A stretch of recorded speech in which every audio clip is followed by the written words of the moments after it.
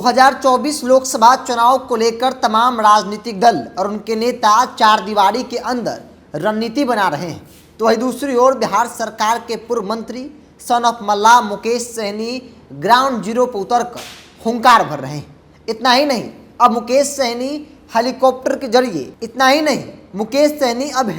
के जरिए गांवों में जाएंगे, सभा को संबोधित करेंगे और 24 को लेकर हुंकार भरेंगे। दरअसल विकासशील इंसान पार्टी के प्रमुख और बिहार सरकार के पूर्व मंत्री मुकेश सहनी बीते 25 जुलाई से निषाद आरक्षण संकल्प यात्रा पे हैं। इस दौरान वे उत्तर प्रदेश, बिहार और झारखंड के कई जिलों तक पहुंच चुके हैं। मुकेश सहनी अपने 5वें चरण की यात्रा की शुरुआत 26 अक्टूबर से करेंगे। इस दौरान वो हेलीकॉप्टर से गाँवों में जाएंगे, लोगों को संबोधित करेंगे और उनका मकसद होगा कि कैसे निषाद आरक्षण को लेकर लोगों को जागरूक करना है। लोगों को बताना है कि बिना आरक्षण के निषाद किसी भी हाल में वोट नहीं करेगा। नरेंद्र मोदी को तीसरी बार प्रधानमंत्री बनना है तो फिर निषादों के लिए आरक्षण का ऐलान कर दे। बिहार, यूपी और झारखंड के निषाद उनको वोट करेंगे। दरअसल इस बारे में जानकारी देते हुए पार्टी के राष्ट्रीय प्रवक्ता देव ज्योति ने कहा कि 26 अक्टूबर को पार्टी प्रमुख मोतिहारी और शिवहर जाएंगे तो 27 अक्टूबर को जौनपुर और कैमूर जिला के लोगों को संबोधित करेंगे। अब तक मुकेश सहनी रथ पर सवार होकर संकल्प यात्रा में शामिल होते थे।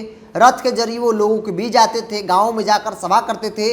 लेकिन अब रथ पर नहीं बल्कि मुकेश सहनी हेलीकॉप्टर के जरिए सभा करेंगे। चूंकि 2024 का रन बेहद नजदीक है और ऐसे में तमाम जो राजनीतिक दल हैं वो अपने अपने हिसाब से तैयारियां शुरू कर दी है। मुकेश सहनी बीते कई महीनों से चुनावी मूड में है। चूंकि चुनावी मूड हम इसलिए कर रहे हैं चूंकि मुकेश सहनी सभा को संबोधित कर रहे हैं, लोगों को खास तौर पे निषादों को उनकी हक की लड़ाई के लिए जागरूक कर रहे हैं और ये बता रहे हैं कि अगर कोई निषाद आरक्षण की बात नहीं करेगा तो फिर हम लोग उनको वोट नहीं देंगे। जो निषाद आरक्षण की बात करेगा हम उनके लिए तन मन धन के साथ समर्पित रहेंगे, लेकिन पहले निषाद आरक्षण की बात करो। देव ज्योति वीआईपी के राष्ट्रीय प्रवक्ता ने बताया कि 30 अक्टूबर को मुकेश सहनी सहरसा और दरभंगा जिले में जनसभा करेंगे। 31 को वो साहेबगंज और भागलपुर में रहेंगे। यात्रा के अंतिम दिन यानी 1 नवंबर को मुकेश सहनी बेगूसराय और मुजफ्फरपुर में लोगों को संबोधित कर लोगों को निषाद आरक्षण के लिए संकल्पित कराएंगे। तो मुकेश सहनी लगातार निषाद आरक्षण संकल्प यात्रा को लेकर लोगों को संकल्पित करवा रहे हैं।